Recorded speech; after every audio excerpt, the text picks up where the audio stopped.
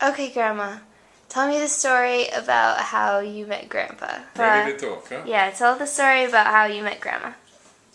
Well, it was a summer evening, and my girlfriend Valerie and I really weren't doing anything, and we were just hanging out. And she said to me, my cousin Johnny invited us to go to a party. And I'm like, okay, where's his party? She said at this guy Sal's house. He has a really good party. Where I lived, the playground was on this next block. It was one city block. And there was a main street here, and then on a block up there was another main street. So this street that I lived on, there was a row of houses, 11 houses in a row, attached. And on the next block over, this street, there was 11 houses. So there was a backyard. Each house had the face in each other's backyard. What's the street called? Thomas Avenue was here, Morris Park Avenue was here, and Haight Avenue was here. And we were in the 10th house, the next to last house. And then there was an alleyway, and then there was two houses attached together going down the block a little bit. But there was not a lot of property behind each house. So we went in there, and I liked the house right away. I saw that he had like nice carpeting on the floor, and they had TVs and air conditioners, which we didn't have in our...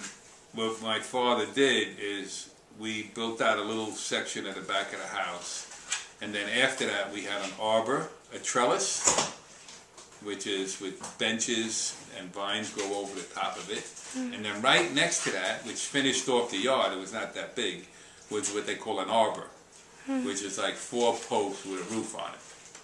I'm like, can we just go there and crash this party? We weren't really invited to the party or anything. So she said, yeah, sure. Johnny said it's okay. He goes all the time. Sal has these great parties. He's known for having great parties. I had a speaker back in the late 1950s, which was a big deal then. I actually had a speaker in the backyard, like for parties, and that was like a big deal. So that's why I had a lot of parties at my house, because the guys liked that idea. And that's where Grandma came to my house. I went along. I don't even remember particularly getting dressed for it in any particular way. I probably had on maybe capri pants and a little boat neck shirt. I don't know. But anyway, we went, and the cousin's name was Johnny Pacifico. Tracks where I lived, her friend knew one of my friends. It was a cousin. And we went in the door with Johnny, and I really was under the impression it was Sal's birthday, Grandpa Sal's birthday. I had a party for a friend of mine that was about a month older than me, and Grandma came to the house, and she actually thought it was my birthday. While we were dancing, I said to him, happy birthday, because I felt kind of awkward. I didn't know him, but I mean, because it was his house, and I thought it was his birthday. And he says, it's not my birthday, it's Vinny's birthday, this guy Vinny Arquetti's birthday. I'm like, okay, oh, well, gee, I didn't know. I'm sorry. And he's like, no, it's okay. Playing the records.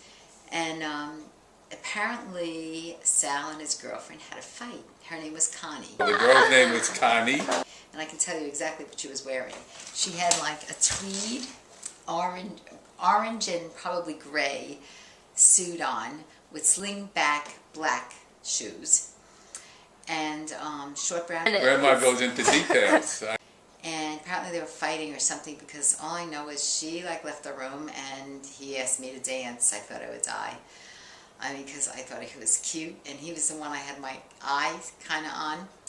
And all of a sudden he just came over and asked me to dance. Dance to Thousand Stars in the Sky. I also thought this guy Tony was cute, but my girlfriend Valerie had her eye on him. So I couldn't, go in and get Tony. But really liked Sal the best. So then after that, I don't know that we danced anymore after that, but right after that, I just started kind of stalking him everywhere with my little transistor radio on my shoulder. I was a teenager. I was playing basketball a lot, so she would come by the playground a lot and watch me play ball. And for the longest time, she was stalking me. She kept on following me around. Nowadays, she would get locked up for that. We would walk from where we lived on the other side of the railroad track, across the Trestle Bridge, and it was Learding Avenue. There was one on Learding, I think one on Pierce Avenue, not sure, or Hone. but we would go from our neighborhood to their neighborhood, the other side of the railroad tracks, and go to this Loretta Park where Grandpa was continuously playing ball or playing cards with his friends. And the main thing was to like be seen and see, just like to have him kind of notice me. And we never really spoke when I got to the park because it was like I didn't really want it to be obvious that I was like checking him out. We were just there, like, you know, hanging out. And then I started going to the St. Clair's dances too, which was over at their neighborhood.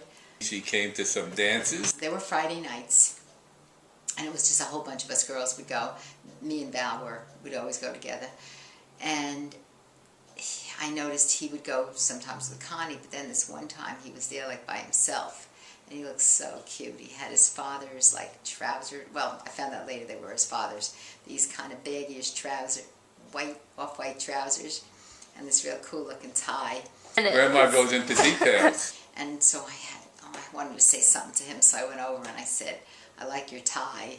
And he's like, "Oh, thanks." But that was about the only thing I said to him because I was pretty shy. And he didn't really seem that interested in me at the dances. I was going out with another girl at the time. I started talking to him a little bit more because he was alone, I noticed, at the dances. And he said, I said, "Where's Connie?" And he said, "Oh, she's got a job. She works." And eventually, one time that girl had to work, and Grandma was there. This young lady was there, and I danced with her.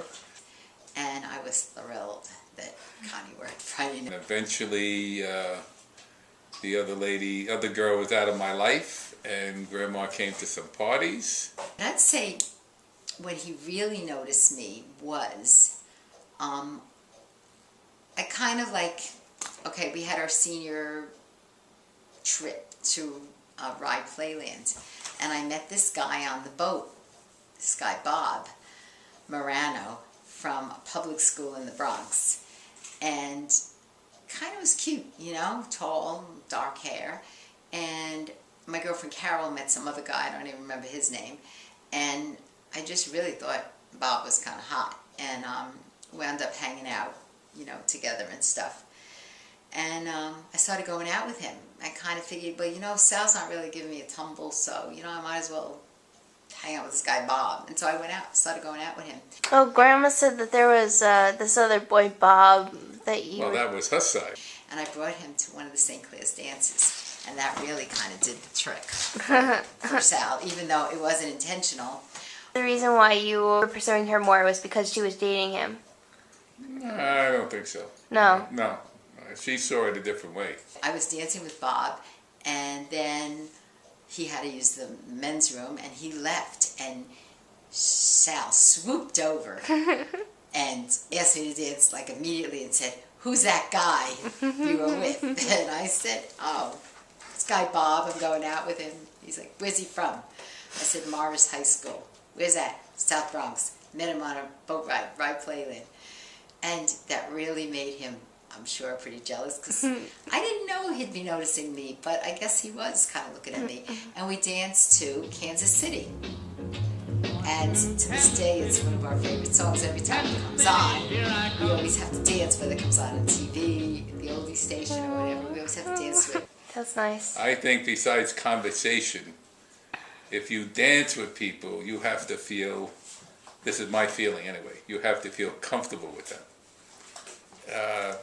Certain height, certain sizes, the way you might hold somebody, especially on a slow dance, you feel comfortable. I was never comfortable with, say, a girl with a very tiny waist or something. I felt awkward.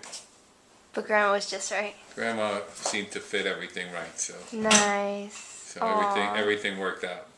In fact, years later, we went to a wedding, our daughter's ex-boyfriend's wedding in Iowa, and we flew into Kansas City, and we had to go find the street that they talk about on the song, 12th Street and Vine. We actually went down there and we took pictures near 12th Street and Vine, which was in the song.